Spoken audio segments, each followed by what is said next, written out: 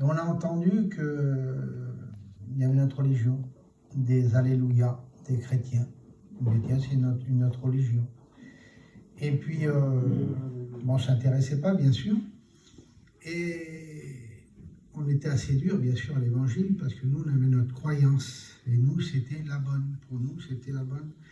Et donc, mon père, il avait un frère qui croyait ni en Dieu, ni au diable. Et moi, mon oncle, je l'admirais, parce que c'était un homme très, très fort. Bien sûr, il buvait, il se battait très souvent. Et puis, on aimait ça, nous, on allait à café avec lui. Il se battait. S'il savait qu'un homme savait bien se battre sur la place, il allait, il fallait qu'il se batte avec. Un bagnard, il avait peur de rien, on peut avoir 10 fusils. Il avait peur de rien, cet homme-là, il reculait devant rien, mon oncle.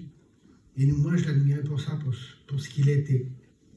Et puis, ils ont eu un petit neveu du côté de ma tante, du côté de sa femme, qui avait 13 ans, il avait un cancer. Et puis, ils ont été à Marseille.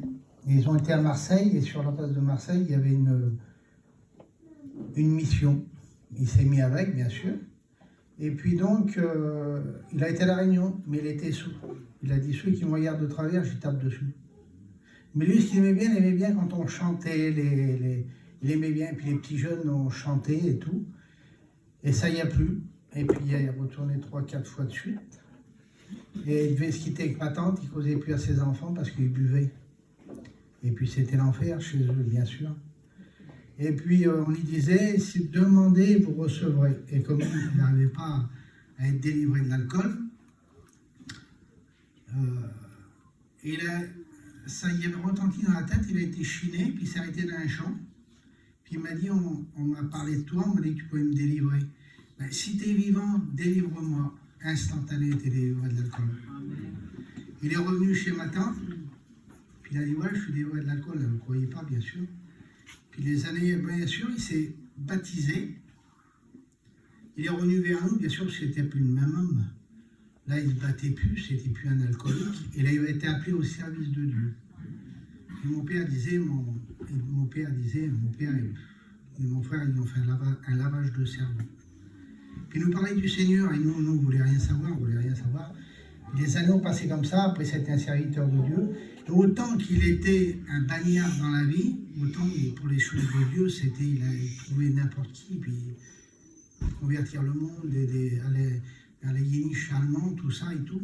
Et puis, et moi, à chaque fois, il voulait m'emmener à La Réunion. Et à chaque fois qu'il m'invitait, je n'osais pas y refuser.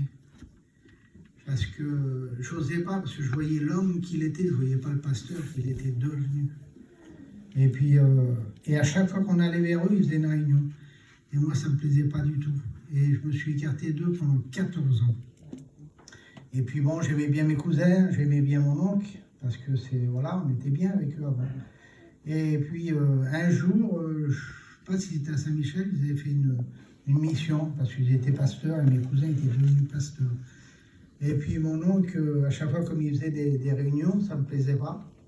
Et puis là, un jour, on a arrêté, et puis là, il m'a dit, mon oncle, mon neveu, tu viens ce soir, on fait une réunion. Puis je ne voulais pas y refuser. Et puis c'est vrai que les chants, les cantiques, c'était pas les mêmes, ça avait touché un peu mon cœur. Puis il m'avait dit, mon neveu, il fait, qu'est-ce que tu fais cet été, tu vas où? Tu ne viendrais pas, Michel, non?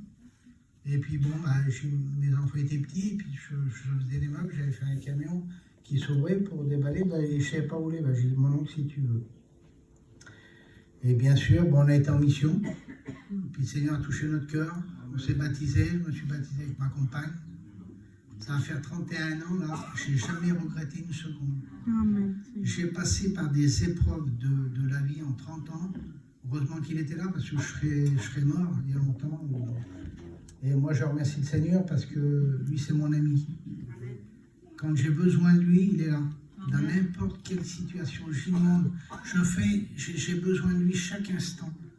Vous voyez, et puis en plus, j'ai une paix dans mon cœur de savoir qu'un jour je vais mourir, de savoir que c'est que je vais. C'est surtout ça, j'ai une espérance dans mon cœur, vous voyez. Et je suis content parce que j'ai ma petite qui s'est baptisée, là, ils sont là, vous voyez. J'ai mes petits-enfants, là, ça s'approche, j'ai ma petite fille. Merci Seigneur, parce que je vois que le Seigneur fait son œuvre, et puis je remercie, et que Dieu vous bénisse. Amen.